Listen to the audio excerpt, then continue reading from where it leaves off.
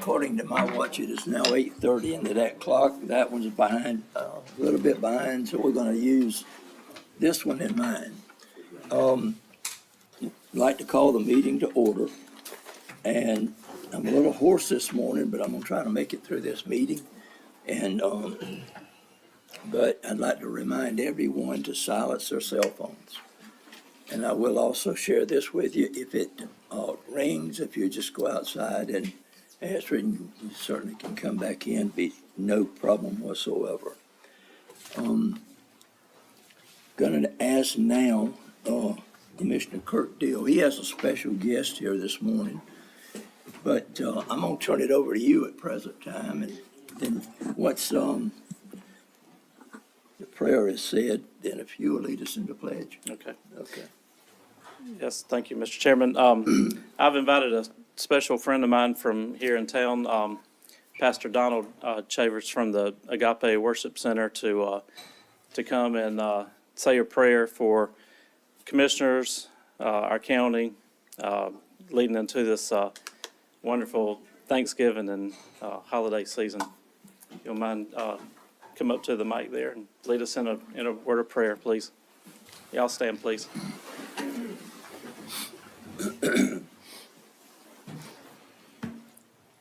Let's pray. Father in heaven, before I ask you anything, I'd like to thank you for things being as well as they are. Thank you for the breath that's in our lungs. Thank you for our families, our friends, our county, our city, our state, our country. Thank you, Lord. Thank you for these that have been selected and chosen to serve in these offices. Father, thank you for life. We are your handiwork, created in Christ Jesus to do good works, the good works you prepared in advance for us to do. So I pray that as we move forward to close this year and move into the next, that you would give strength to these who serve. God, I pray now that you would calm the storm that sometimes rises in our hearts and in our minds, and cause us to always remember that we have a charge to keep. We have a God to glorify. We have souls that need to be saved. Cause us to remember that we're here to serve this present age. Our calling we must fulfill. Cause us to remember that we are to engage with all our power to do your will. Cause us to remember the power of synergy, the power of working together to cause things to happen. Thank you for blessing this county that we are in. And as progress and growth comes, God, I know it's awkward, but give us the wherewithal. Give our leaders the wherewithal to bear it. God, I thank you that you would continue to bless this county and bless these families and bless these servants that serve us. Give them hearts of compassion. This we ask in your son Jesus' name. Amen. Amen. I pledge allegiance to the flag of the United States of America and to the republic for which it stands, one nation, under God, indivisible, with liberty and justice for all. Thank you, Pastor.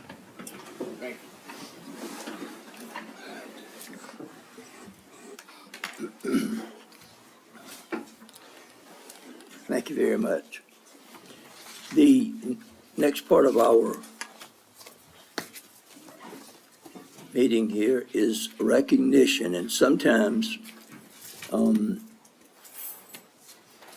we just want to honor some folks that need honoring.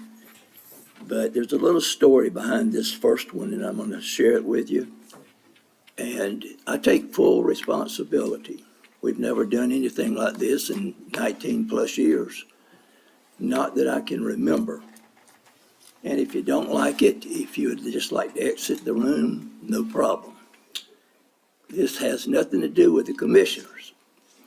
If you want me to resign after this is over with because I've asked somebody to do this, I will do it. It's my fault. And if you aren't blessed by it, it's your fault. So, not long ago, I was asked to go and read a proclamation at the oldest church in Bulloch County. And I did, and something just really, I guess, hit my heart. And when this gentleman stood up to sing, and I said, why come we can't do this in our meeting? And I don't think this, unless I'm not here next time, I don't think this will be the last time that this is done. It's just trying to, I guess, start the meeting off with prayer, pledge, and then a song.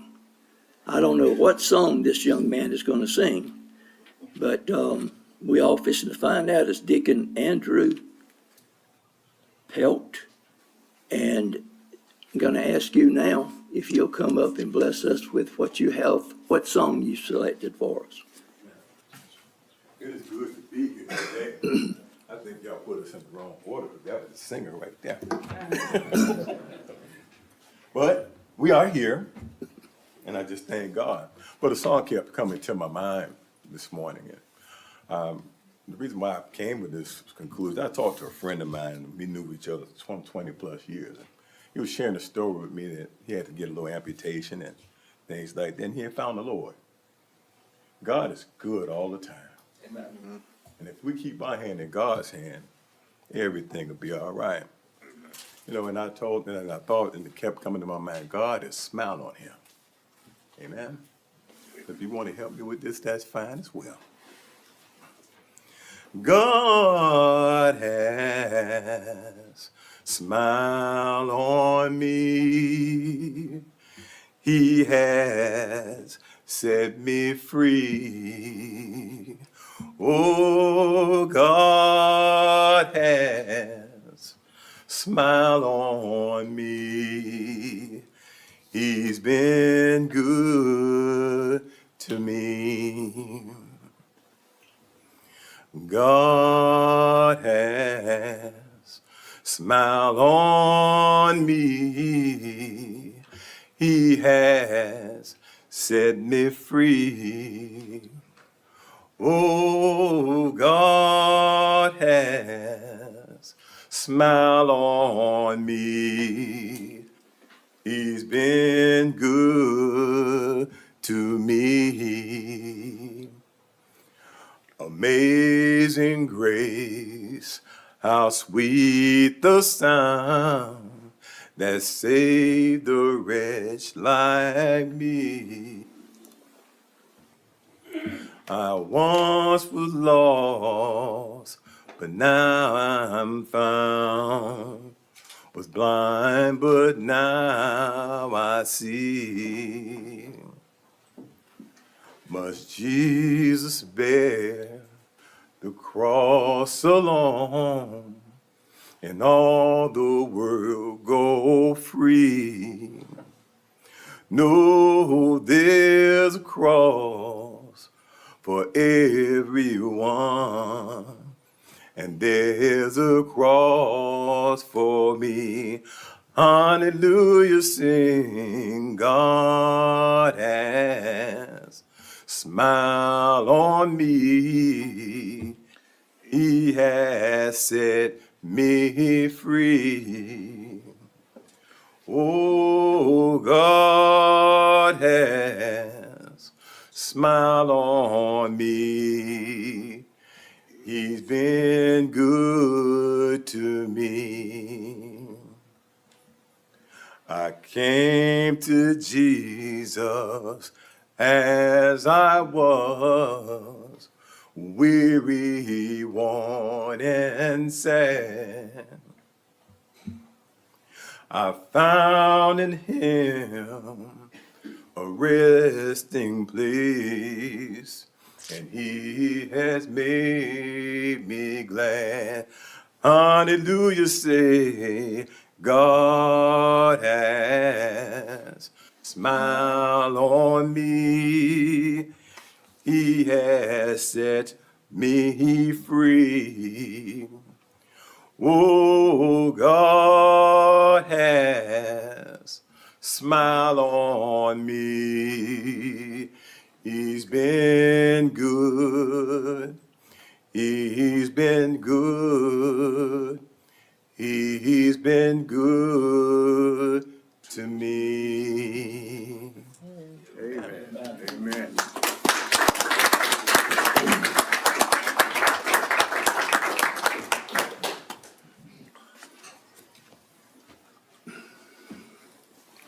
You know, I'm sure I broke some kind of ordinance or something, but Oh, you did. until they tell me different, we will do some more of this. And there's another person present right now that I'm sure all the commissioners are looking at. He prayed for us a few minutes ago, and somebody told me he could sing every once in a while. Now, we might ask him to come at some point in time. We're gonna, thank you very much. It meant a lot. We're going to move on, and I really don't, we've got two recognitions here, and I'd like for both of them just to come up at the same time. Mr. Eddie and Adrian, if y'all would come up.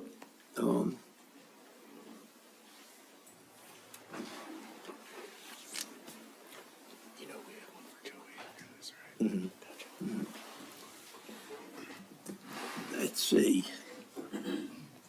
This is going to be very informal, but there was two awards given, or one award and one election. It's been about, I'll tell you what, I want you to share with me the award that you had received, but turn around so they can see you.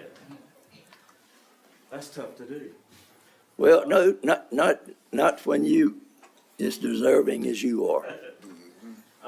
It was a very humbling experience for me at our state convention here a few weeks ago that I was inducted into the Hall of Fame for Georgia Recreation and Parks Association.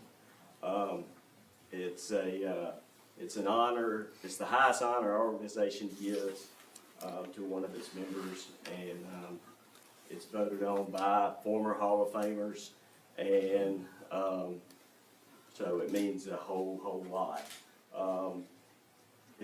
It couldn't have been done without the political side of things that I've been able to work with over the years in the different communities I've worked, but also the amazing staffs I've been able to work with, and they made me look good. So, but it was a very humbling experience to receive that award, and it was a great night. And I appreciate folks that came. I really do, and notes that I've gotten from everybody about that. So thank you. Thank you very much. Now, Adrian, if you'd do this Sure. same thing. Within GRPA, Georgia Recreation Park Association, we have an executive committee, and you're not really sure who nominates you, but I'm pretty sure Eddie, he had a little something to do with it. But I was elected on by the peers last year. Last year I served as Secretary Treasurer, and this year I'll be serving as Vice President for GRPA. And it's kind of has a succession next year, 25. I'll be President-elected in 2026. I'll be the President of GRPA. Very humbling, very blessed that your peers think so highly of it for you to get that opportunity. And like I said, I'm just blessed to be here in Bulloch County Recreation. I love it. And so I'm looking forward to serving this year as Vice President for GRPA. Thank you all very much.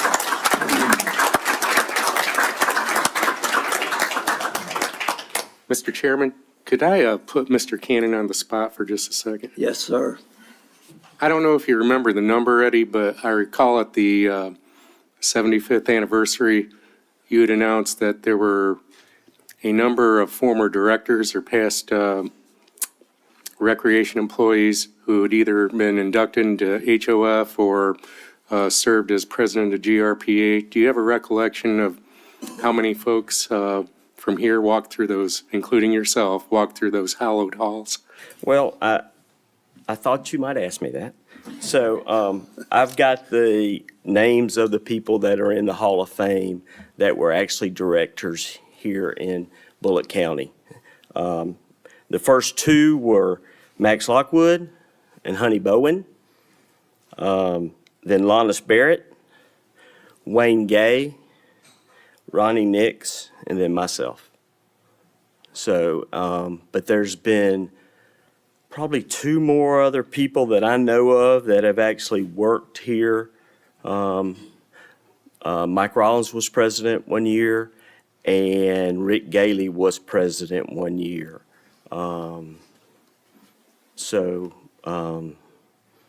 Of presidents, I can't remember what that total. I think there's actually 7 or 8 people that were actually president of the association, and then these are the folks that are in the Hall of Fame.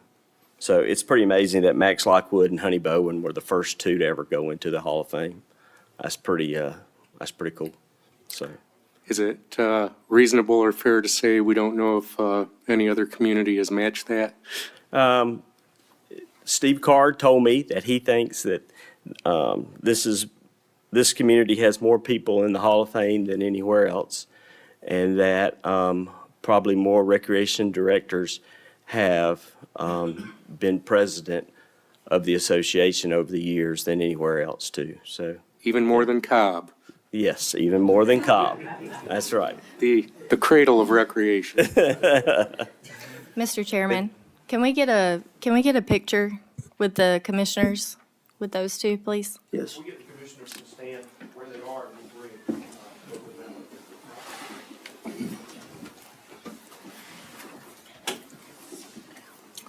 Do we need everybody to come in a little? Yes, please.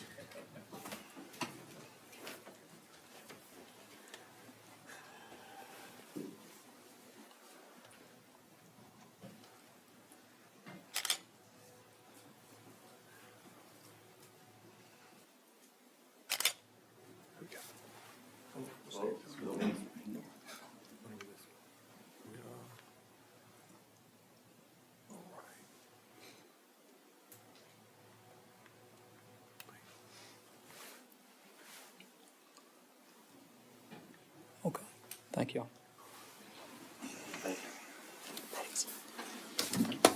You know, these two men do a fine job along with every other employee at the rec department. And I guarantee you directly, all of y'all have been involved through whether it be yourself or your kids. We have one of the finest recreation departments, I'd say, in the United States. It's funny, you mentioned Max Lockwood. At 6 years old, he taught me how to swim. That was 71 years ago. That's amazing. And but we certainly appreciate all of y'all being here. And now, Ted, we're going to call you up. It's your time.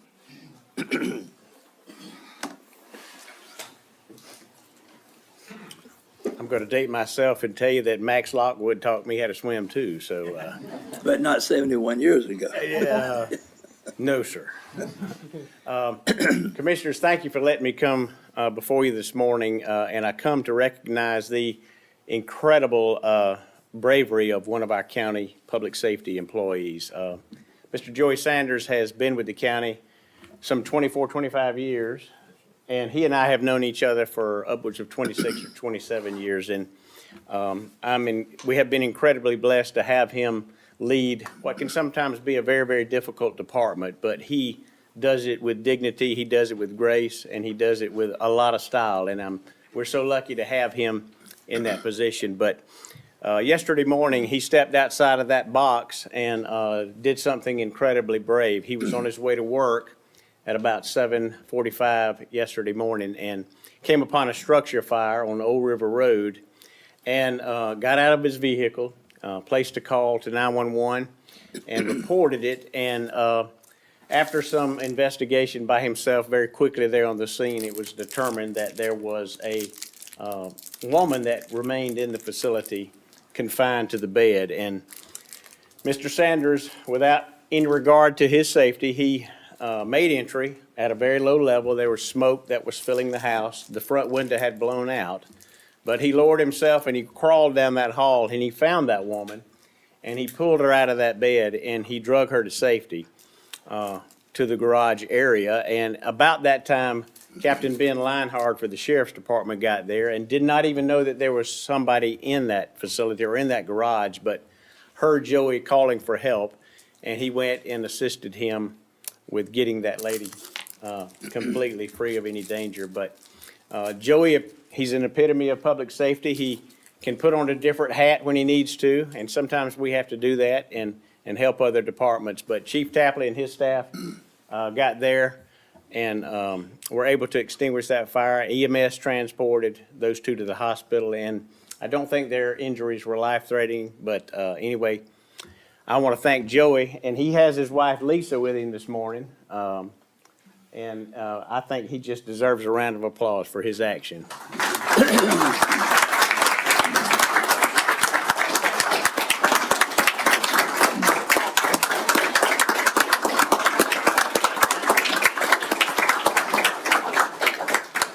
I would like to get a picture with he and his wife. We're going to give him something to commemorate that date at some point in time.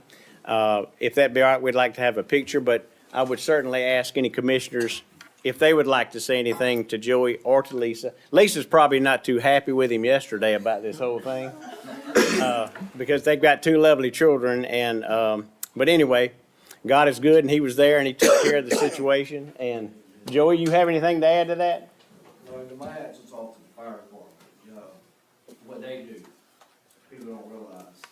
I talked to him years ago about becoming a volunteer firefighter, and he said he didn't think he could ever go in a burning house. Well, we found out different yesterday. So Ben's got him an application if he'd like to apply. But any comments from the board? I would just love to say thank you. I mean, that's above and beyond the call of duty, whatever duty means. But you actually saved a life yesterday, and I know that'll be with you the rest of your life. And also the lady that you saved. But now I know how talkative you are. If you'd like to come up and make about a 5-minute speech, we're gonna give you that time. Thank you, no, I just, like I said, I was grateful for the fire department and stuff. What they do, you people don't realize, and that was a scary situation. Yes. Any other commissioners? Thank you for all you do, Joey, and for everything you did yesterday. It was, not everybody can do that, and on the spur of the moment, you made that decision and made the right decision, and we just all thank you so much for what you do. Thank you. So we'll get a picture if that's okay. Yes, sir. Come on up, Lisa and Joey. Ted, you want down there? Whatever y'all prefer. We can do like we did with the rec department if that's okay. I'm gonna give him something to commemorate this day with your picture in it.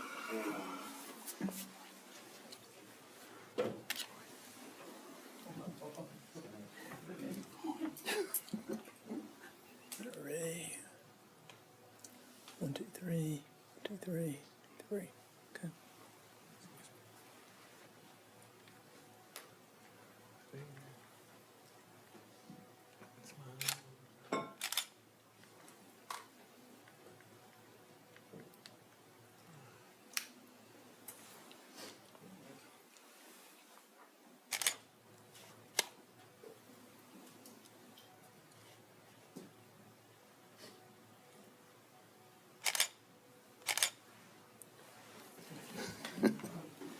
Appreciate you. Yes, sir. Thank you again. Thank you.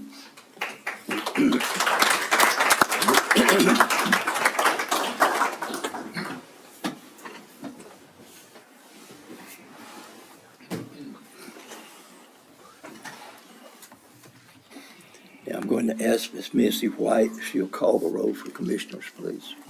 I, Venus Missy White, President as Clerk of the Board of Commissioners of Bulloch County, hereby call the roll for those on the governing body. All those present shall answer by saying aye. Chairman Roy Thompson. Aye. Vice Chairman Ray Mosley. Aye. Commissioner Anthony Simmons. Aye. Commissioner Kurt Deal. Aye. Commissioner Jappy Stringer, Aye. Commissioner Timmy Rushing. Aye. And Commissioner Toby Connor. I've determined that we have 6 members of the Board of Commissioners present. Therefore, we have a quorum to conduct business for the good of the citizens of Bulloch County. I now yield the floor back to the chairman. Thank you very much. Next is, I need an approval of the zoning agenda. So moved, Mr. Chairman. Second. I have a motion, we have a second, any discussion? Hearing none, all those in favor, show of hands. Unanimous approval, thank you very much. Next, we will have a public hearing, and it's going to be led by our Planning and Development Director, James Pope. And, James, if you would proceed, please. Thank you, Mr. Chairman. It's, good to be in front of you all this morning. This zoning item is for the, we're initiating the joint Bulloch County Comprehensive Plan update process. And I wanted to brief you all and the public of the ongoing and the future schedule for the plan update and what opportunities there are to provide input as the plan develops. And we ultimately end up with an updated plan in June of 2024. The minimum standards from the Department of Community Affairs requires that we hold a series of public hearings throughout the process, and that we form a steering committee to guide the update of the plan. And so far, our public input has included 2 meetings, which was essentially a joint kickoff meeting, which was held November 13th here in this room. And we had a number of boards with maps and things that people could come through and provide their input, look at the future development map of the county. And again, numerous forums to provide their input. We do feel like we got some pretty good input from those that were in attendance. And then we also held a input, kind of a town hall style meeting in Brooklet. That was held November 16th. That was kind of jointly held with our planning consultant for the transportation plan update. But we did have a section of the room dedicated to the future development map for Bulloch County. And so then here today, also providing a public hearing opportunity in front of you all, the commissioners, so that you can take this input that you may receive today and take that into consideration when ultimately, the plan is updated. I do want to mention that we have a survey link, which is on the bullochcounty.net website. If you go to the development tab page, you will see at the top of the development page a link to the 2024 comprehensive plan update. And from there, that page is devoted to the whole process of updating the plan, but there is a survey link on that page. So please take about, I think it takes probably 10 minutes to go through the survey. There's about 13 or 14 questions to provide input on. And so far with our survey that we've shared on social media, we've received about a little over 250 survey responses. So, we plan to keep that open for at least another month. If you once you go to that survey, I think you can share it with the link that's provided. So if you have social media, please feel free to share that.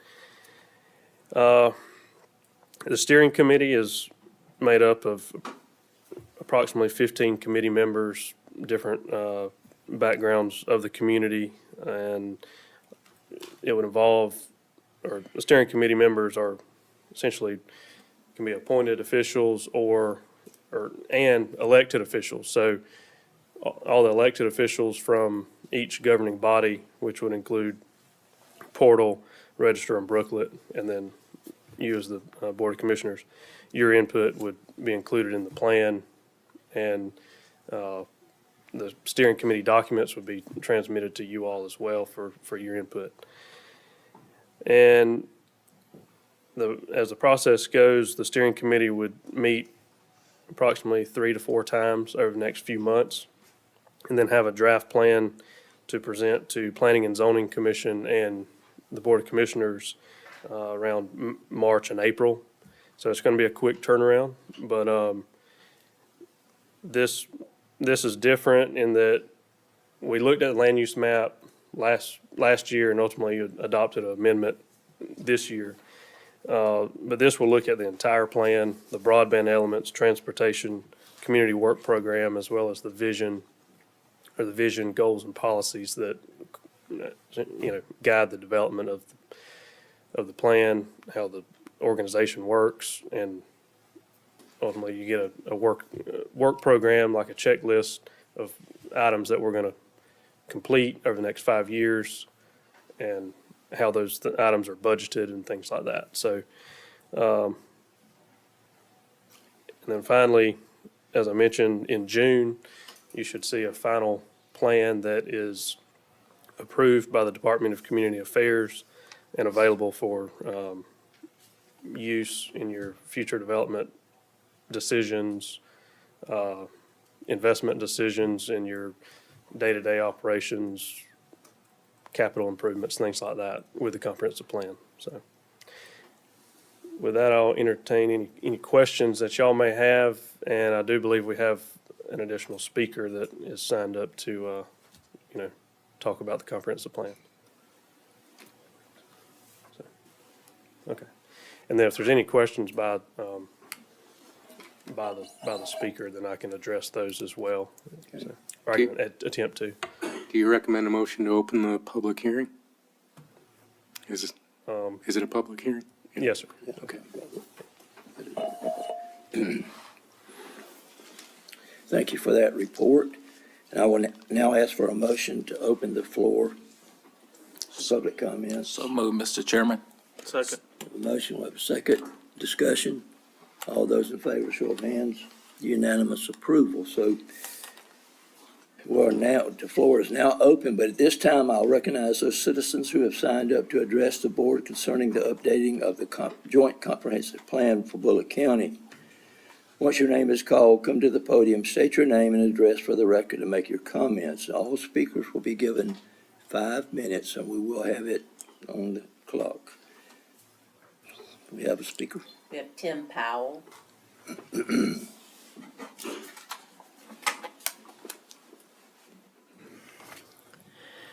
I just have two things that I think fit this discussion better than any other open session. First off, as I prepared to give inputs to the 5-year update on the website that he just mentioned, Mr. Pope, I was studying the yellow zone that has been created, that's what I'm going to call it, in the southern part of the county for targeting future planned residential development, possibly other development, I guess. It occurred to me that some of the most productive farmland in the county, possibly in the state, and I'm going to call myself an expert in this, having worked in the agricultural chemical industry for over 45 years. Some of this land, most productive land, lies within this corridor that's colored yellow on the most recent adjusted or amended map and plan. I also noticed that the previous committee of citizens that worked on this revision seemed to me to be woefully short of members from the agribusiness community. Even though farmers are possibly the most seriously impacted by zoning changes in this area, I would like to suggest that whoever is responsible for choosing the committee, and I couldn't really tell, but I think the steering committee that Mr. Pope just mentioned has not been formed yet. If it hasn't, I think that whoever's responsible for choosing the committee of citizens take this into account when recruiting the committee. I would suggest that at least 1/3 to half the committee should be made up of real full-time row crop and beef cattle farmers, because I see them as the largest stakeholders, even though they are probably the lowest in our population. They may be quite reasonably be considered the largest stakeholders when it comes to rezoning. I would also suggest that open farmland makes for ugly subdivisions. More effort should be made by developers, the Planning and Zoning Department, the Planning and Zoning Commission, as well as the county commissioners when they approve final zoning decisions, to encourage placing subdivisions in woodland tracts rather than open, productive row crop farmland. And so the second part, I think, also fits into the comprehensive plan discussion, and it's just a question. It's a yes or no question. All of you should know the answer to and be able to answer this morning. But I don't think the citizens of the county have a very clear understanding of what I'm fixing to ask you. And I think, the goal should be for all of us to understand one another. And the question is, does there, at this moment in time, exist any binding written agreements, guarantees, promises, contracts, memorandums of understanding, or other such legal instruments that legally obligates Bulloch County to supply water to the Hyundai Meta Plant or any other commercial or residential development in northern Bryan County? And hopefully y'all will answer it. Thank you very much.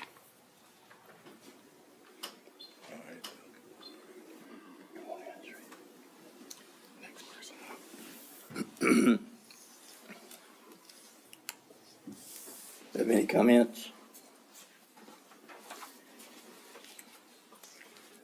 All right. Excuse me. Hearing none, I'm going to ask for a motion to close the floor to public comments. So moved, Mr. Chairman. Second. I have a motion and second. All those in favor, show of hands. Unanimous approval to close the floor for public comments.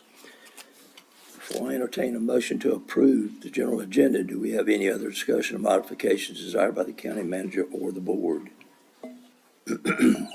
County manager has none this morning, Mr. Chairman. Then I need a motion to approve the general agenda. So moved, Mr. Chairman. Second. I have a motion, we have a second, any discussion? Hearing none, all those in favor of the motion, show of hands. Unanimous approval that, for the general agenda.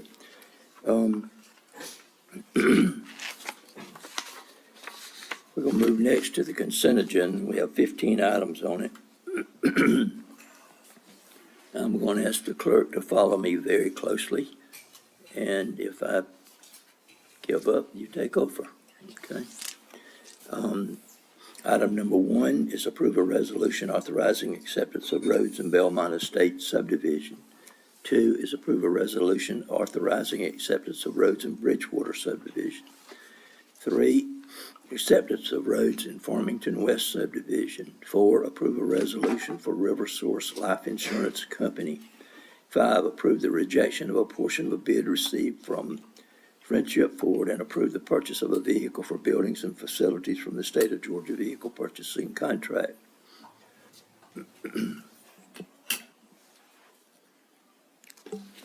6, approve the acceptance of a portion of the bid received from Friendship Ford for vehicles for various county departments. 7, approve the purchase of Rescue 42 telecrib strut from Municipal Emergency Services in the amount of $17,087.88.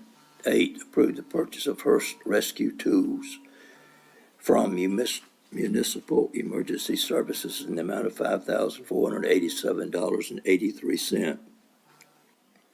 9, approve the purchase of a new equipment for 3 fire apparatus in the amount of $101,074. 10, approve the rejection of a portion of the bid received from Friendship Ford and approve the purchase of vehicles for the Parks and Grounds Department from the State of Georgia Vehicle Purchasing Contract. 11, approve a contract with Stocker Services for preventive maintenance and repairs in the amount of $19,703.20. 12, approve the purchase of Bullard thermal imaging cameras from Georgia Fire and Rescue Supply in the amount of $25,462.77. 13, approve 2024 alcoholic beverage renewal licenses for packaged retail beer and wine sales to certain establishments with a current 2023 license. 14, approve the amendment of the tower lease agreement with Verizon Wireless to allow modifications to tower equipment located at 115 North Main Street. 15, approve the purchase order for repair cost of a John Deere motor grader for Dobbs Equipment Southeast LLC in the amount of $47,833.58. We can vote on these collectively, or if you have a question about any one of these 15, we can transfer it to new business. Have any questions? Mr. Chairman, I think we can vote on these collectively, and we'll I'm gonna introduce I wanna make a motion. Okay, all right, we have a motion to vote on these collectively. Second. We have a second. Any more discussion? Hearing none, all those in favor of the motion, show of hands. Unanimous approval. Thank you very much. Next, we're moving into new business. Human Resources Director Cindy Mallett is a resolution to approve an updated personnel policy manual. Ms. Mallett? Good morning. I'm Cindy Mallett, the HR Director, and wanted to just talk to you a little bit this morning to ask you to consider a resolution to adopt amendments to the Personnel Policy Manual. Just for some background, you may remember that back in 2019, we completely overhauled our Personnel Policy Manual with a new format, new rewrite, and developed a set of comprehensive policies, a little bit more comprehensive than what we had prior to that. At that time, we committed to doing an annual review of policies to ensure that they remained current and reflected any changes in law or business practices. So this is the time for that. The last update was approved by you all at your first meeting in December of 2022. And so, again, this is just to make a few changes to the policy. I have given you in your packets both a strike-through and a clean version of the policy manual, which is quite lengthy. But I also provided you with a one-page summary of the changes to the policy manual. I won't go over all of those in detail, but just to quickly summarize those edits, and I'm happy to answer any questions, but to quickly summarize, many of the edits, or the majority of them, were to reflect actual practices. For example, there were a couple that just simply changed the wording related to our retirement plan from defined benefit or 401A to the pension, or from the 401A defined contribution to reflecting it as a pension or defined benefit plan, which you all know is now in place.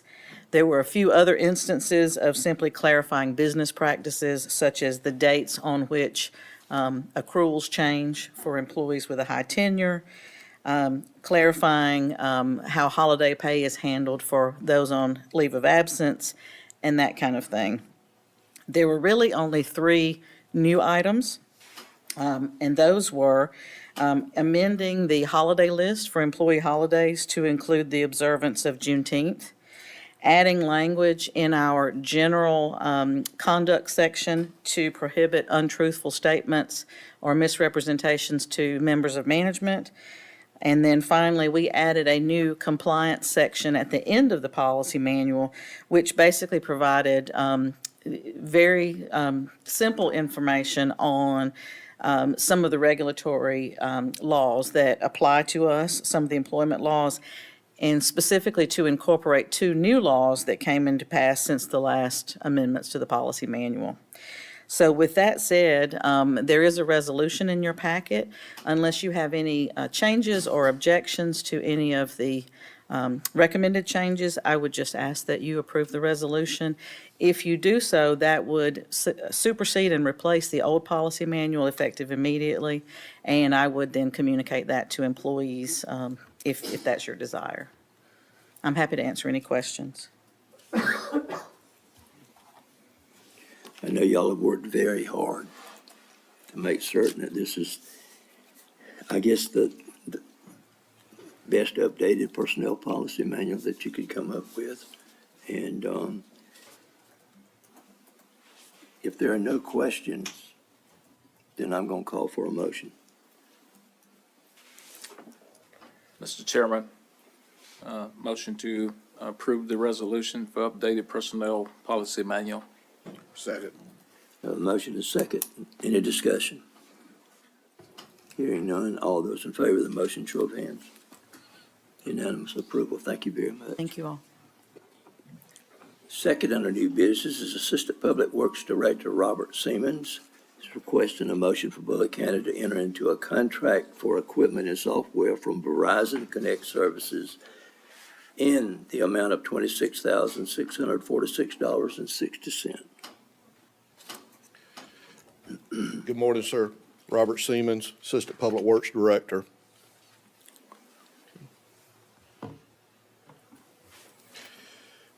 Staff recommends and requests the consideration of a motion for Bulloch County to enter into a contract for equipment and software from Verizon Connect Services that will be used to monitor workforce and fleet management. Award of this contract with Verizon Connect Service for the next 12 months will be $26,646.60. This contract is through Sourcewell contract number 020221-NWF and covers all equipment installation, software training, updates, and warranty.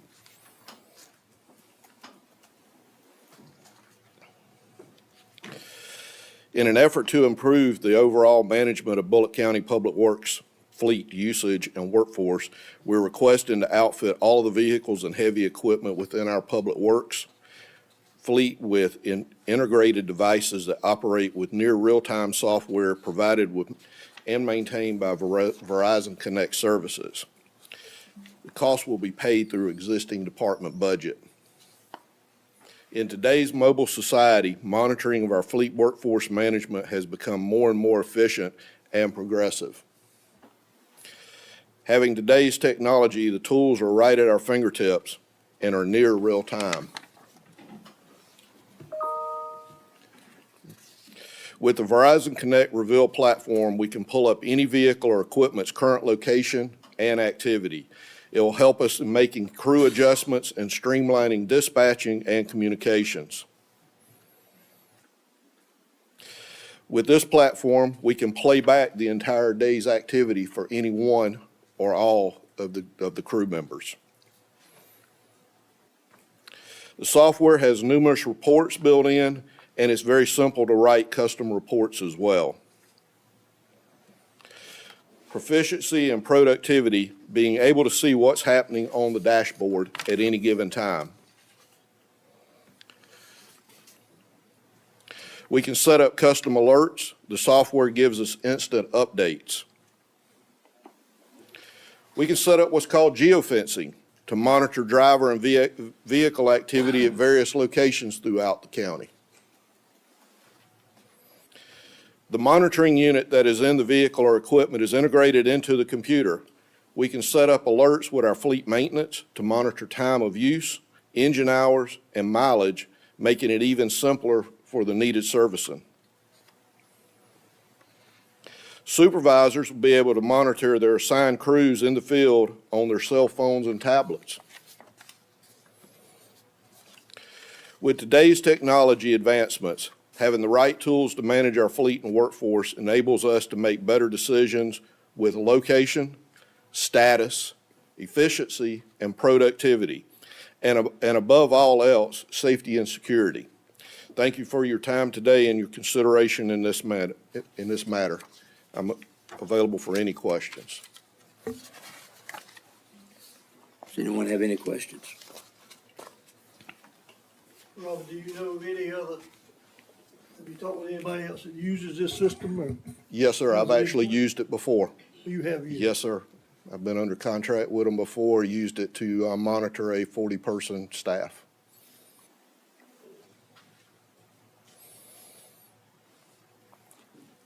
Any other questions? Not really a question, Mr. Chairman, just a comment. I think this is a very positive step.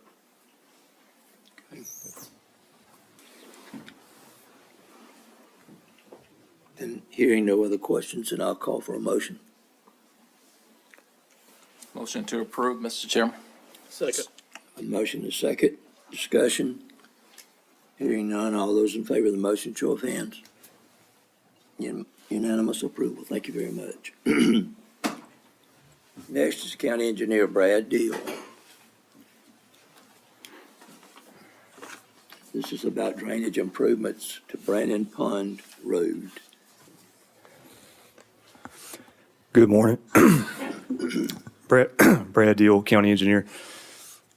As you all are aware, when we had the flooding from the hurricane a couple months ago, we had water running over the road on Brandon Pond Road, which ended up washing out the shoulder, washing away the guardrail that was on one side of the road.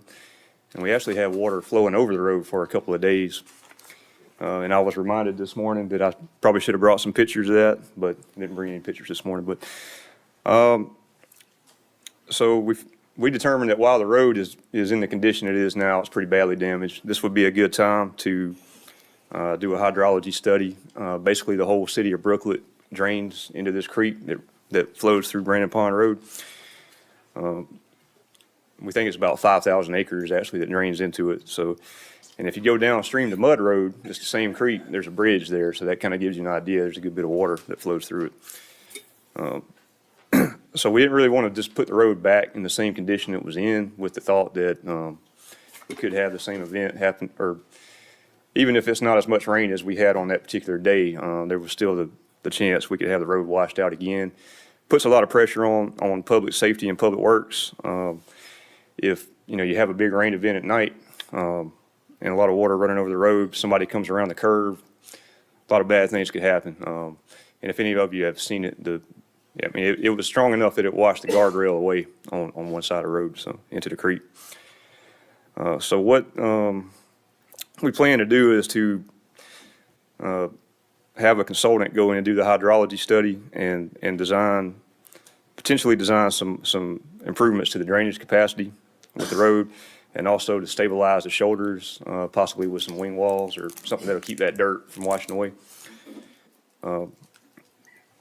We had some discussions with FEMA, and from what we were told, we were likely eligible for grant funding where FEMA would pay for 85% of the project. The county would have to pay for about 15%. To go through that process, it does take a while, so that's why we're still kind of sitting here with the road closed, trying to follow the process with FEMA and go through all the correct steps so we don't lose the ability to get that grant funding. And what FEMA has told us is that it could likely take into the summer to get approval from them to move forward with the work. And I know that is a pretty good while, but we felt like with the cost of those improvements likely being somewhere between $400,000 to $500,000, depending on the design, it would be worthwhile to pursue the grant funding, though.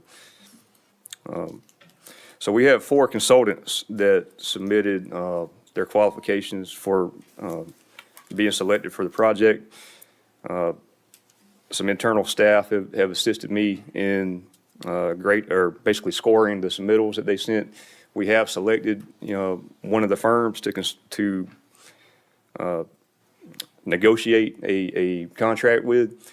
And if for some reason we cannot come to terms with that firm, we would go to the second one that we selected. And that's the process that FEMA normally follows with any kind of federal funding. So that's kind of why we went through all those steps. So that's going to be our next step, is to go through the contract negotiations and try to make that selection. But if any of you have any questions on any of this, just let me know.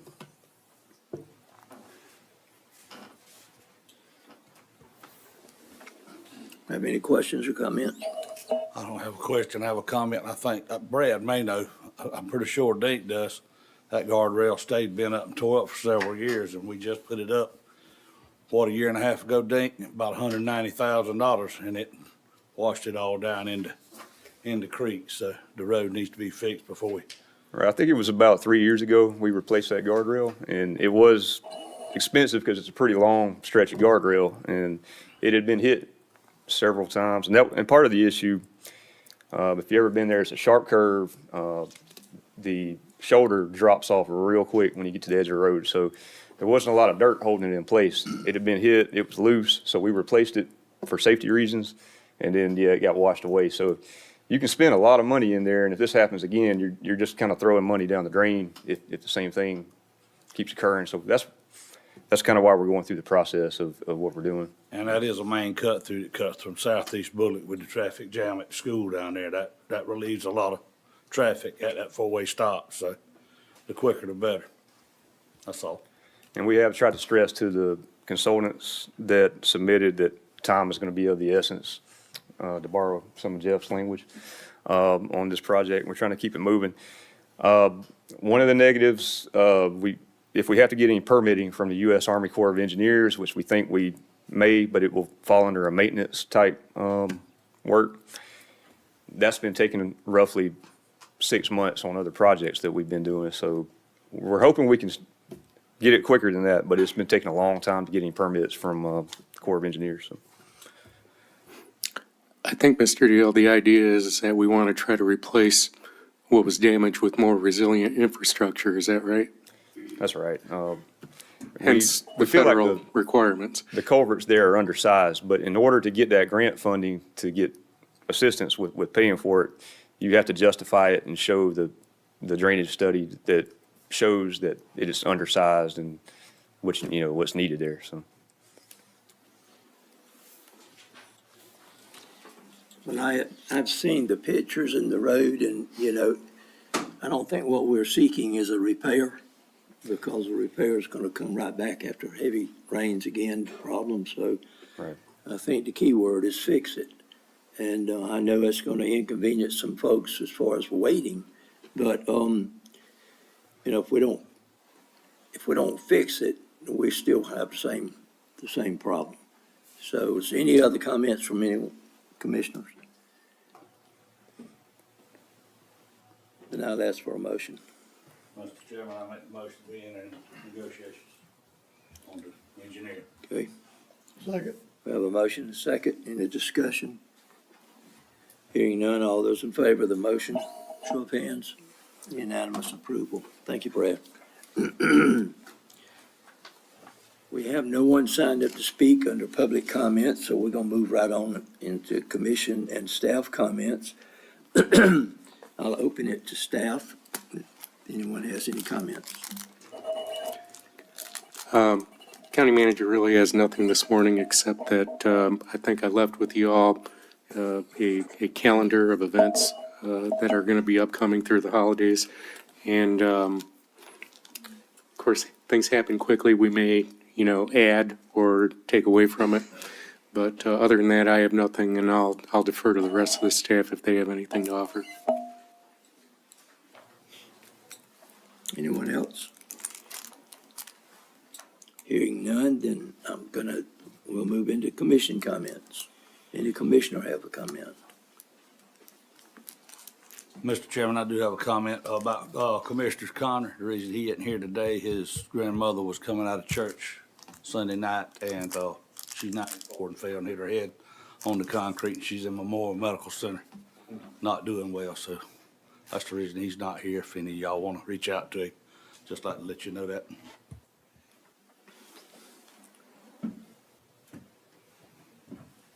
Anything else from the commissioners?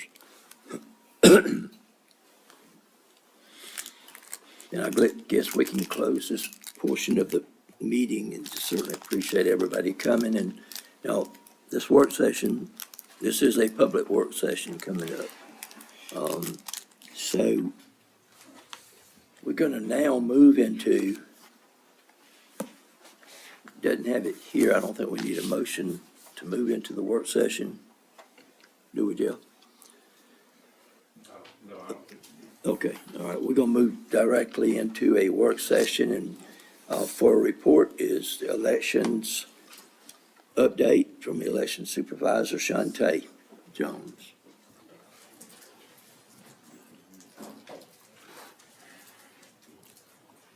Good morning.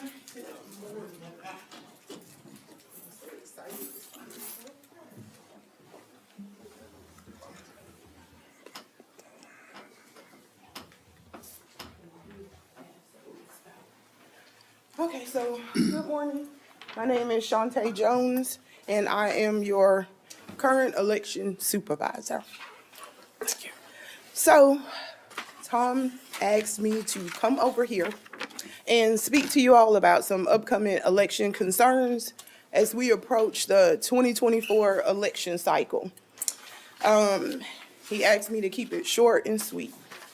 And so that's what I have tried to provide you all. You can take as long as you need, but Well, that's you were the not one what that told me you wanted to keep it short and sweet. Okay. You want to put a clock on you? Yeah, put the clock on. Let's run it. Tell them what they need to know. Okay, so what I have listed, and what I have provided to you all, and I'll get with Dal, and so I'll put a calendar on our website with the upcoming election dates for 2024. Okay, so we could possibly have up to 5 elections next year. What I have provided to you are statistical numbers, and I started with the 2016 presidential preference primary pre-COVID. I've included the 2020 during COVID, the 2022 post-COVID non-presidential election year, and the 2022 December 6th federal runoff. And I'll tell you why these things are important that lead up to what is also listed as our concerns, needs, and wants. As you can see through all of the numbers, basically, we do more advanced in-person voting than the voters that appear on election day at the precincts, with the exception of the December 6th, 2022 federal runoff. And I'm quite sure that's only because we only did 5 days of early voting. But in those 5 days here, with the parking being a concern, we voted almost 8,500 people. We have a large amount of absentee ballots that we mail out, and those will increase. 2020 was different. It was COVID. So no, I've been here in the election office now 24 years. So we have never mailed out 10,000 paper ballots like we did that year. But we have been in different stages where we've mailed out up to 3,000, 2,000 ballots, and that puts a big strain on our office. If you all haven't listened to the news, or you don't remember the news of 2020, there were threats to precincts. A lot of election workers quit. I was forced to stay. But it's coming again. If you heard recently in the news, there was a fentanyl scare where elections office in another state, I don't remember the other state, but Fulton County here in Georgia received some envelopes and packagings that had fentanyl residue on it. So it's a concern for us as election workers because where we are, we're open to the public. We have we have security, if Jody's here, currently, but we've also been blessed that we haven't had the problems that other counties have had. And so that's a good thing. But coming up 2024, depending on who's in the ballot or who's on the ballot, in my experience, when people are really passionate about candidates and what's going on, that's usually when they get a little bit more feisty. So what we could see, and we'll express those concerns to you all as we progress, is that we may need additional security. If Jody, who's currently assisting us in his presence, is very needed and welcome, we may need additional staffing or security if elections present to be more of a threat to us physically. Parking, I know y'all have heard it, you tired of it, but until you move us, you're gonna keep hearing it. Because that's the number one thing at our election meetings is where are people gonna park? And so when you do numbers as, 12,000 in person, 14,000 in person, 11,000, and then 8,500 in 5 days, that's a lot of people that come through here. So with the current staff here, as well as the staff in the building that we occupy, that also has the tax assessor and the tax commissioner in there, then one of the number one things that's always brought up at our board meetings is parking. So I have that under concerns. And then staffing. And staffing, just because it varies. Another thing that I didn't list here was what we've been experiencing is an increase in different technologies that's being used. So if you didn't live in the city of Statesboro or in the city of Register, we just recently conducted a successful election for those people that live there. And so now what we're going to have is we're going to have direct, people that's coming in that's being able to have a ballot program immediately without going through the check-in process. So that's just going to increase. It made it really quick. We enjoyed it. The few people that showed up, I think that they enjoyed it as well.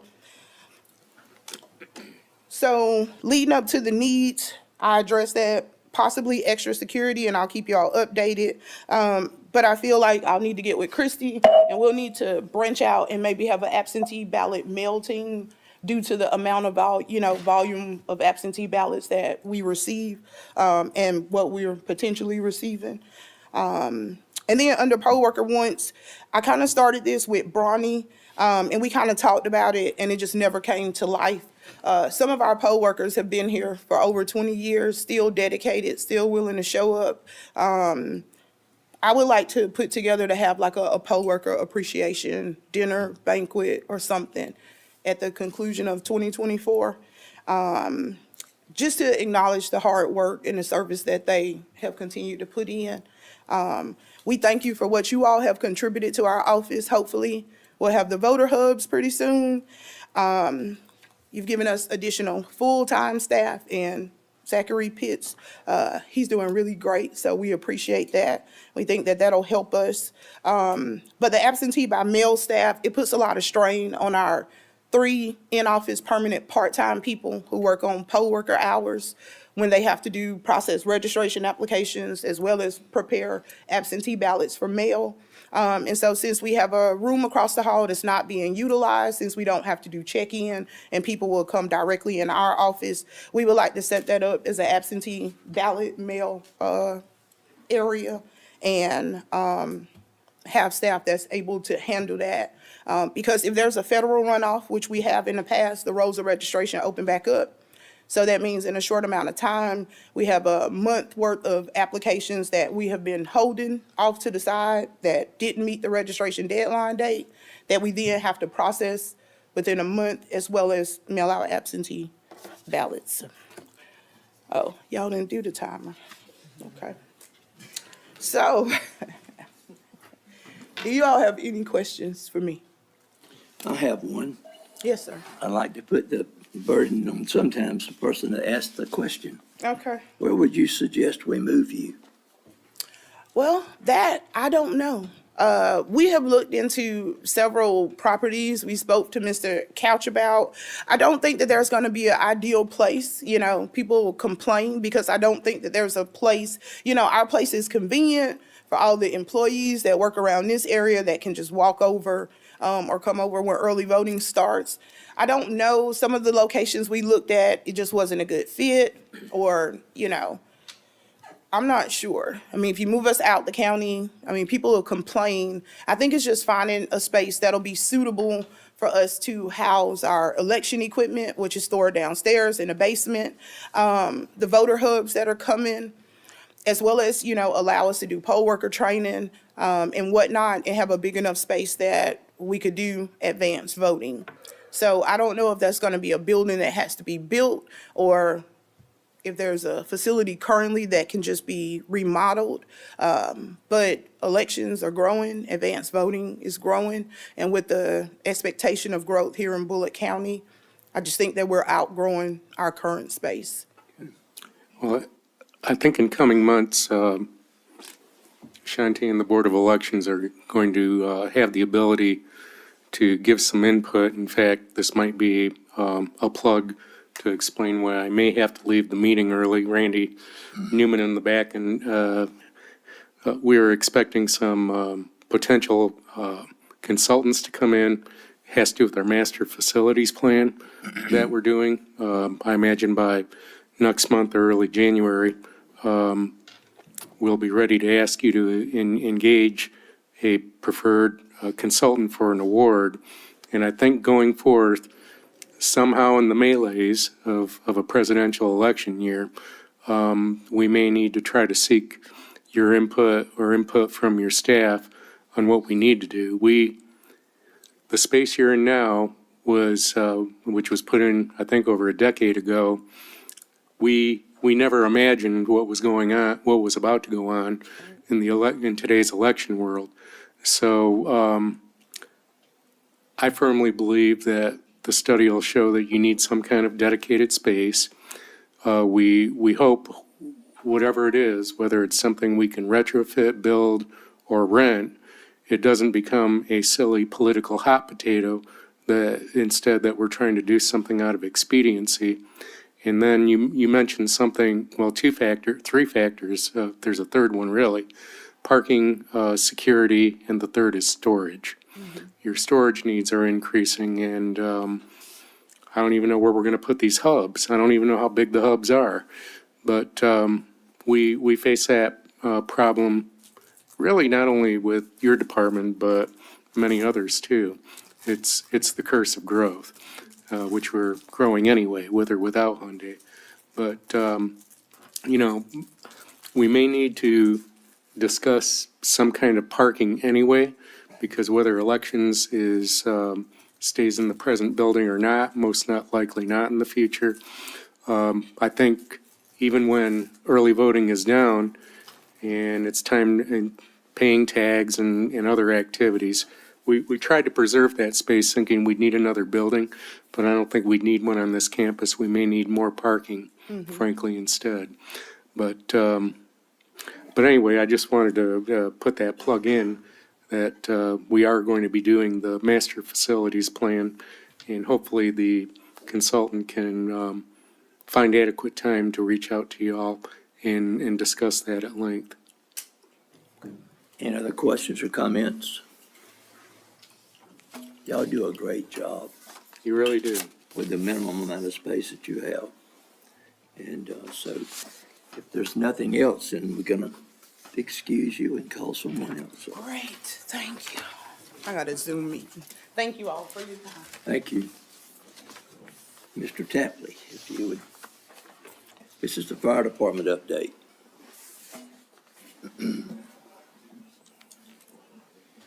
All right, good morning. I actually learned a lot about elections, so thank you for that, Ms. Jones. All right, thank you to the chairman, commissioners, and the staff for inviting me here to discuss the fire department. I love talking about the fire department, so even in front of a formal crowd as this. So, but the first thing I want to do is brag on the firefighters. One thing I want to talk about is how many people we have. We have 18 career firefighters that are working shifts. That's 6 firefighters out there every day in the county, covering 686 square miles roughly. We have 12 part-time firefighters, 4 administrative staff, some that are with me today. I got Mitch Sykes here, our training chief, and I have Joe Carter, our prevention chief. Miss Pat is with her husband at hospice, so she couldn't be here today. We do have a new fire inspector y'all approved. We have obviously our volunteer coordinator, Miss Pat, and then, of course, 55 volunteers right now. In the last year that ended June 30th, 2023, we ran 2,603 calls. By comparison, in FY '22, we ran 1,042 calls. In FY '21, we ran 785. That's 232% increase in 2 years. So far this year, we ran 1,349 calls, so we're on track to run around 3,200 calls for service this year. Where do we answer these calls from? As you know, we have 3 staff stations and 11 volunteer stations. Our mission is very simple with the fire department. It is to serve and take care of the families and visitors of Bulloch County in whatever capacity. You might ask, why do we have such a large increase over the last few years? Well, in 2020, we had the CPSM study published, and they called for us to establish more career firefighters, hire career firefighters, put them out into the county. But also, we needed to start assisting EMS in running some of their calls. So that's exactly what we did. We respond out with them, where, like in Brooklet, where we have fire and EMS together, we'll go out. When they go out, we assist them. Instead of them calling for additional help if they have a critical patient, we're right there with them. Sometimes our firefighters will even drive the ambulances in to the hospital. So we're there to help them in any way we can. If we have to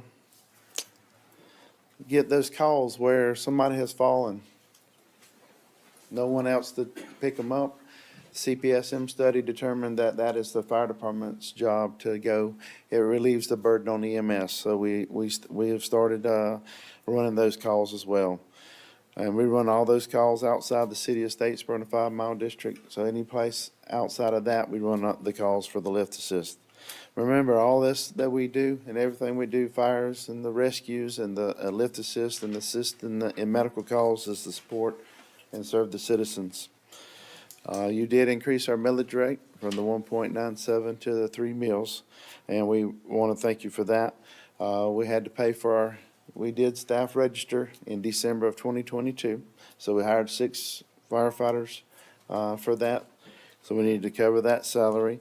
We also promoted 9 firefighters to lieutenants because we needed that accountability and somebody to oversee the operations on our engine company spread throughout the county. We're a young department, young career department, have volunteers for years, but we needed that oversight on those day-to-day engine companies like most other fire departments have. We're putting infrastructure in place to increase our livability, I guess what you would say, of our stations for firefighters and EMS. Y'all have committed as commissioners to expanding fire and expanding EMS to all areas of the county. Our 3 staff locations are Brooklet, Portal, and Register. Portal hopefully will be finished here in the next month or so, and we will actually move EMS up there full-time. Register was just let out for a bid, or just awarded a bid for that, so Register's station should be expanded anytime now and be completed in the next few months. They will house EMS as well as our career firefighters. Remember, most of these older stations, we took Miss Diamond on a trek around the county and showed her all the stations. Most of our what we call our main stations, were built in the 80s and 90s and not suited for living, having people stay there 24/7, 365. So we know that we have some areas that we need to, build out or improve on. And remember, 6 of our stations are just basically barns with just the fire station in them. So, they have no living quarters, no office, nothing. So we have some work to do. Good thing, remember that floor in Stilson? Guess what? With Mr. Randy's help, we got that floor fixed, so it has a new floor in the bay. Looks good. The people, the volunteers in that station are very happy with the way it looks.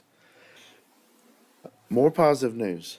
We know ISO survey, right? We were a 5X. As of December 1st, we'll be a 4Y. So that will be a cost savings on the insurance premiums for some of our citizens. But the ISO survey did reveal something. As we all know, we need more stations, more people, more equipment, ladder trucks, all that good stuff, and we need water. Without pressurized water, we got to expand our tankers. We got to get more tankers. We got to get out there so we can try to work on that single class that we all want. But overall, you know what we're gonna ask for in coming up, we're gonna ask for more personnel. Get that third person on our engine and get some more staff stations. But y'all knew that, right? Under the leadership of our county managers, we've been applying for the lot of grants. We have been awarded the SAFER grant, the beginning of this year to help fund some volunteers for the next 4 years. Ms. Pat's been working hard on that and has added about 5 of those. We started with a list of 16, kind of whittled down as we got closer to a class. 3 were already certified, so we added them on. They're firefighters in other jurisdictions. And then we started with 5 or 6 in a class, and we have 2 left. It's become very much of a struggle to get volunteers on and then volunteers through the class. Everybody's got a lot of things to do, you know, a lot of things, different things pulling them different ways. We've also worked on an AFG grant. Y'all approved 32 air packs, so we got that approved. Those are ordered. So that was 269,000 and some change toward the purchase of those new SCBA's.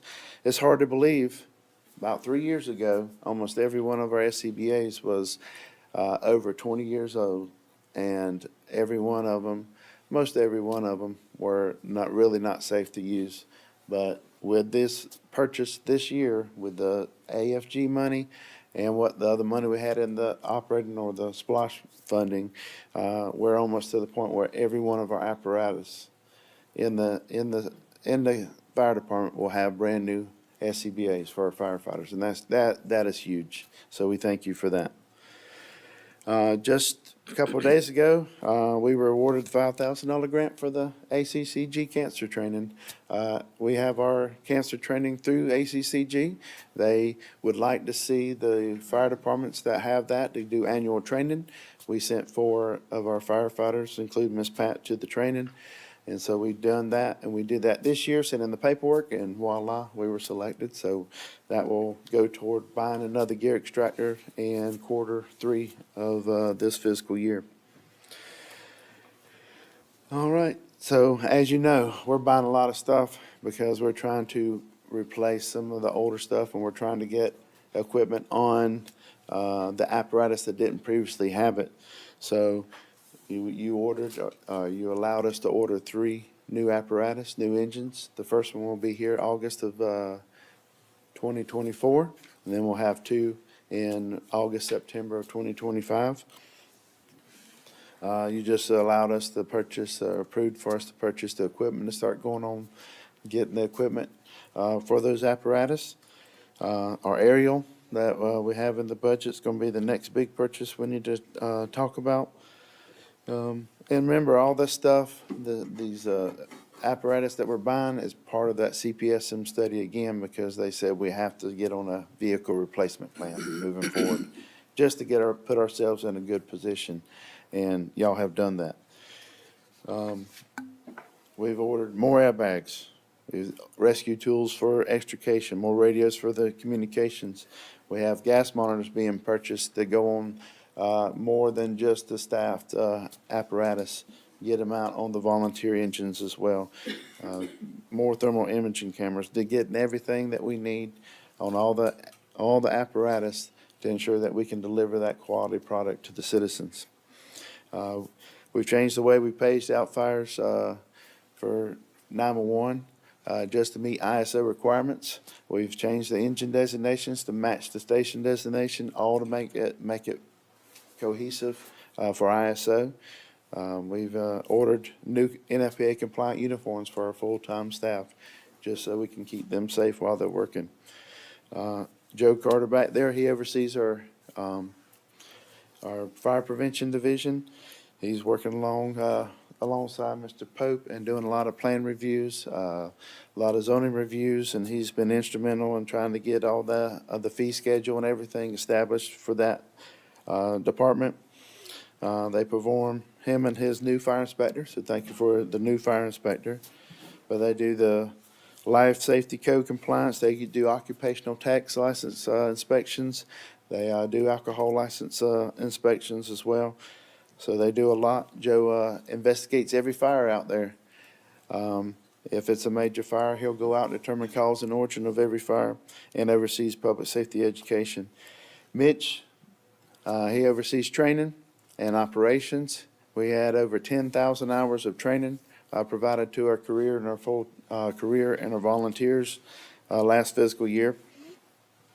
We're transitioning to a new reporting system, and Mitch has overseen that transition. I think got in trouble one day when I was using Google, but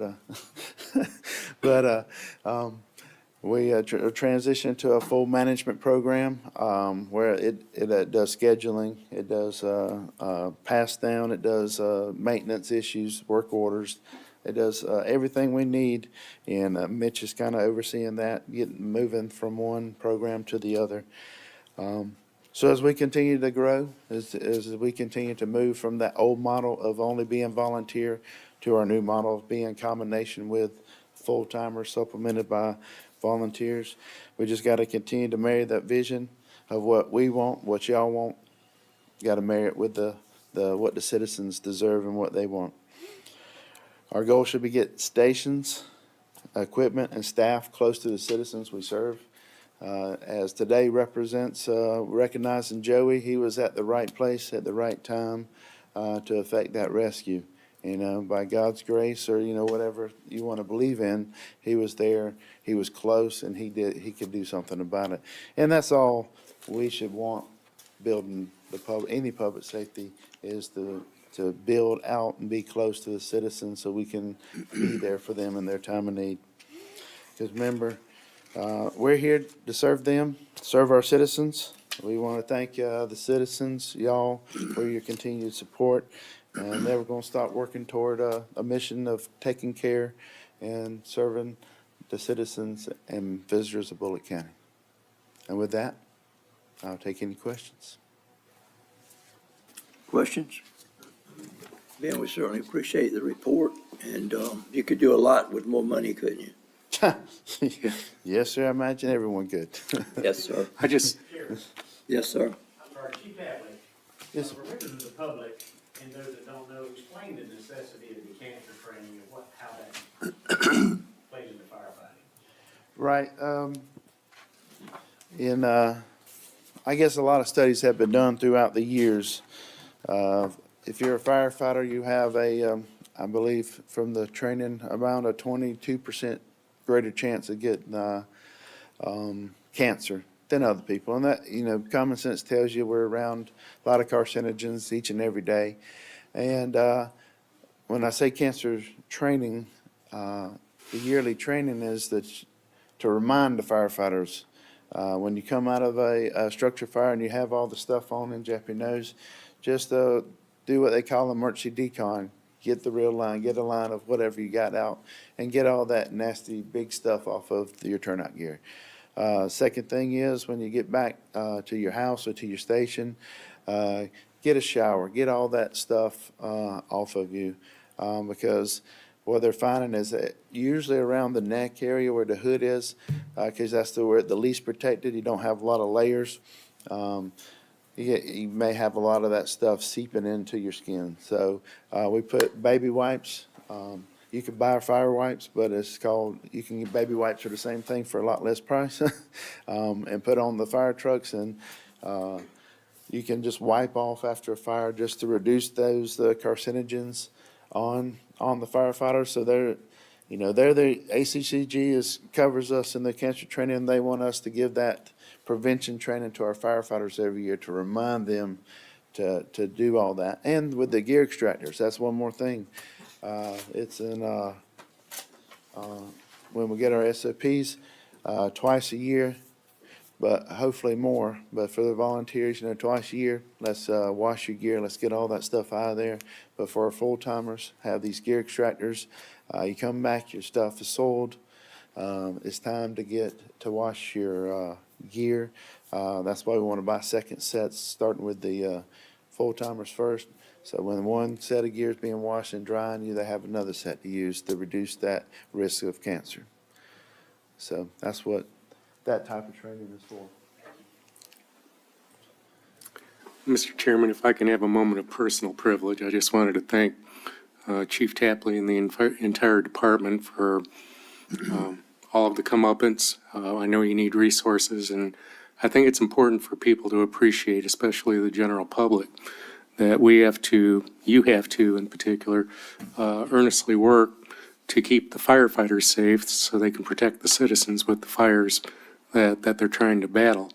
And I think with the air packs, cancer training, and all the other resources that you're trying to procure and solicit, we've come a long, long way, because I think the fire department was very much behind the rest of the public safety division in trying to protect the occupational health and safety of its employees.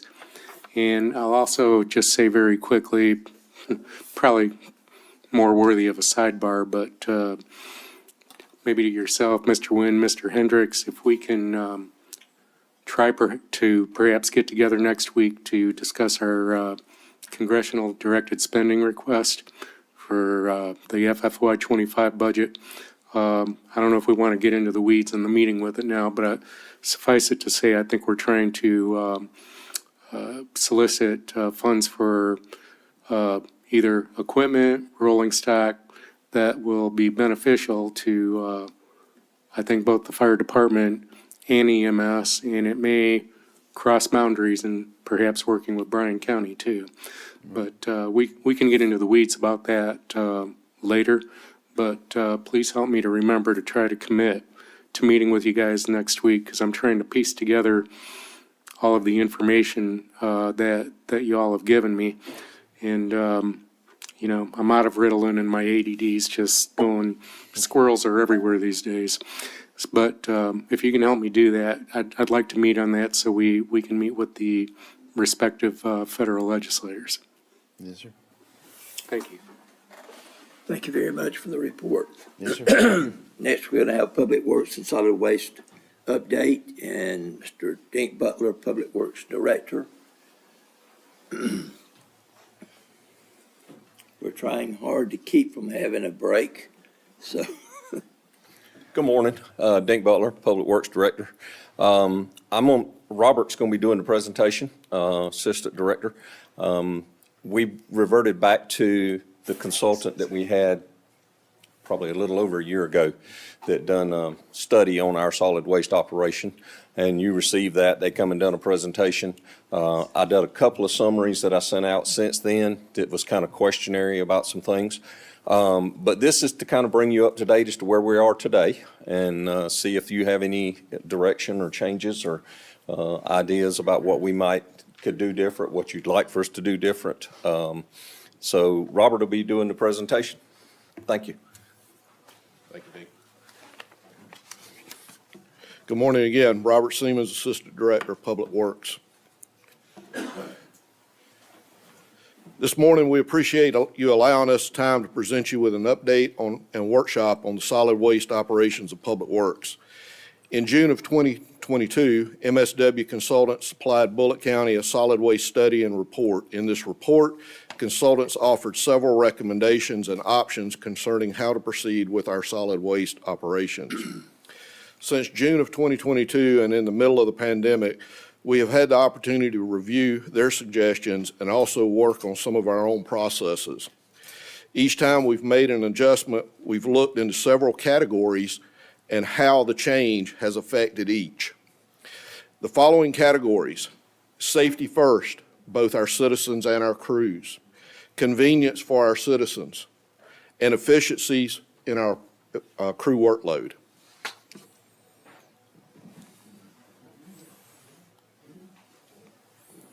Okay.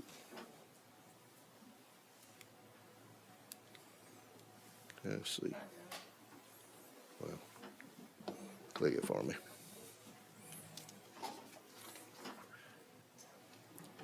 Technology stuck. There we go. All right. Sorry about that. One of the things the consultants recommended was consolidating our convenience centers from 22 sites down to 12 locations across the county. Currently, staff is looking at several sites.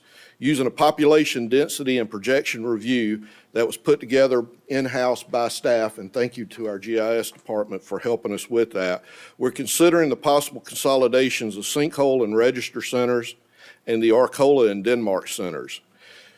There will be no changes until the centers and review process determines impact on each of the mentioned categories. Two other sites, the Highway 80 West and the Rocky Ford, have been evaluated. We're currently looking to make them permanent sites with land acquisition, proper fencing, and improvements. These two sites are unimproved sites at this time, and the initial review of each is that they're very much needed in meeting Category 2, the convenience. Our next step is to find a permanent property to locate these sites on, and once established, we'll address Category 1, safety. By having these two sites up and properly meeting Category 3, efficiency will be much improved.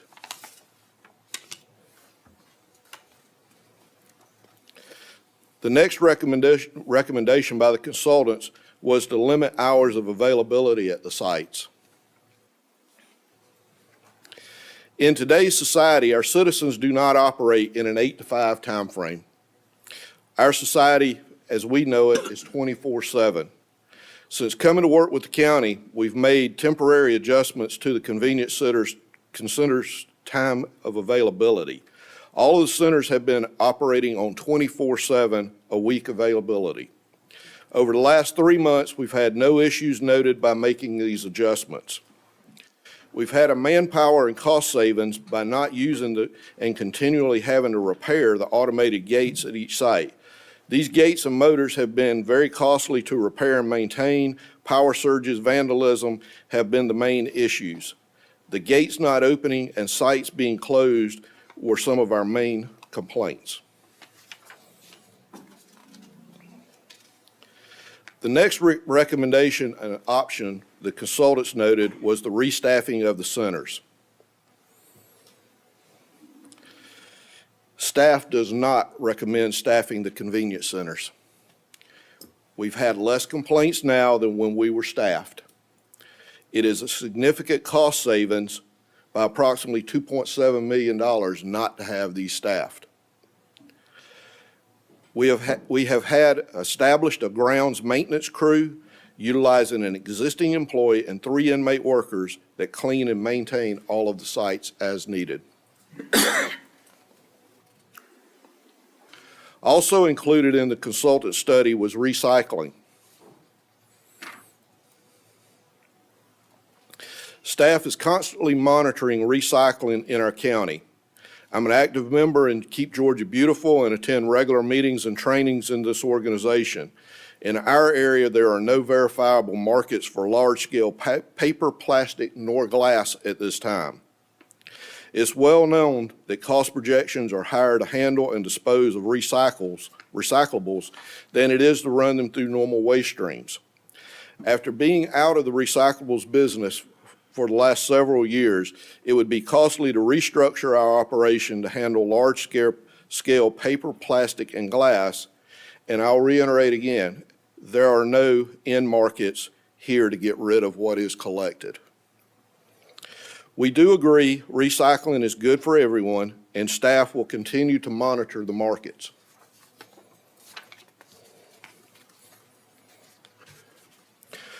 Part of what we can do is educate our centers about what recycling opportunities are available to them in our community. Currently, we do accept tires in the convenience centers. This is for small quantity household disposal only. No commercial entities or farmers. These larger quantities and larger size tires can be taken to the Statesboro Bulloch County Transfer Station for disposal.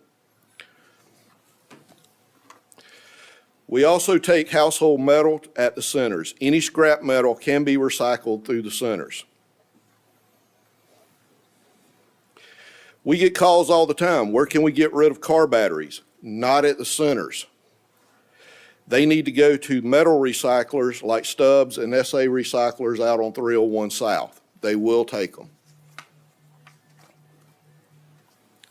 Another question we get is, where can citizens get rid of automotive fluids? Several of the local parts stores will accept these fluids at their locations.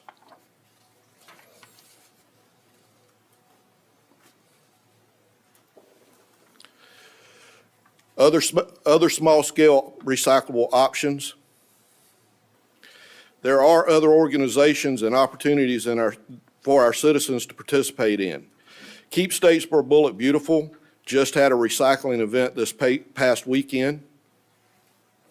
And Green Rock is a private local curbside recycling service operating here in the Statesboro area. Where are we heading with the future in mind? Continuing to watch density patterns and county growth. We all know it's coming. Where is it going to be at?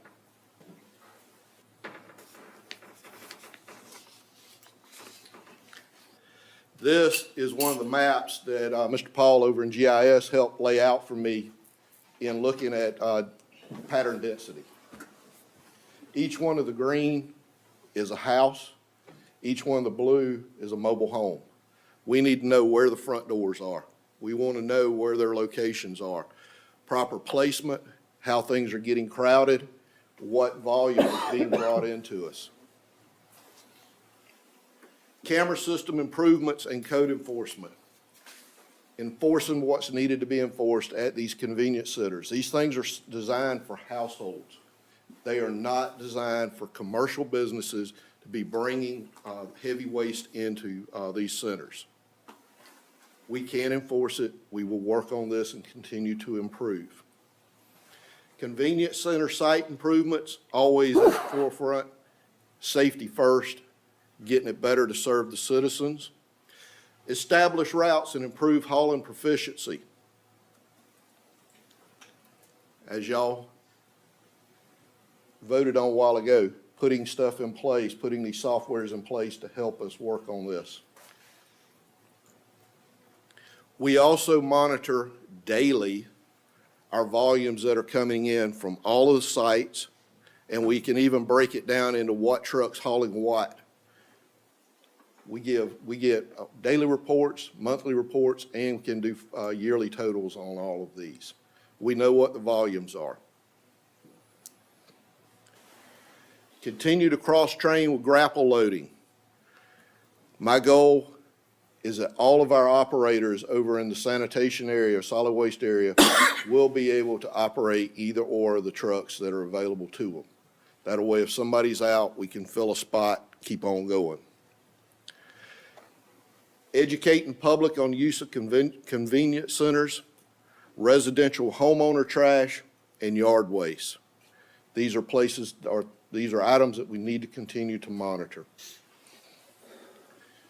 We value your opinions and thoughts. Where would y'all like to head? What questions or what concerns do you have? We invite your feedback. Please share with us. If you've got thoughts on it or you're hearing citizens' thoughts on it, please let us know. A simple email, a jotted down sticky note is invaluable to us. We want to improve the system, and we'll continue to work towards that. That's our update for today, and I'm available for any questions. Have any questions? Are all the centers open 24 hours now? Yes, sir. I didn't realize that. Yes, sir. It was something we put in place temporarily. We wanted to try it for a little while, see how it would work out. We were having a lot of issues, like I said, with the motors and all on the gates not functioning properly, and we're getting a lot of complaints in there. It goes back to our lifestyles. I mean, we have shift workers. You can't go during the day to drop your trash off. It's hard for people to get by there. 9 o'clock at night might be just as easy. On the recycle, I hear people all the time saying something to me about recycling, and I tell them there's just not a market for it. That's why we don't do it. And they say, well, other communities do it. And my answer to them is, you know, they may do it on the front end, but you don't know where it's going on the back end. That is correct. I've heard war stories before where they end up paying more to get rid of it. South Carolina had a large plastics recycler storage area a while back that made the news when it decided to catch fire, and they had quite a few acres of burning plastics over there, had a hazmat situation. We do have a facility that's being built. What's the name of that facility, Kurt, that's gonna, Revalue. revalue, that's gonna be recycling clear plastic water bottles? We hope to be able to utilize them. Yes, sir, we will be discussing with them at our, right now, what we've understood is, yes, they're saying they use clear plastic bottles, but what they're actually bringing in is a product that's already processed before it gets here. The location they're bringing it in from, we don't know yet, but I know it is processed. It's not actually just recycling the bottles. Okay. Thank you. Thank you. Any other questions? We certainly appreciate the report. Thank you. Thank you all very much.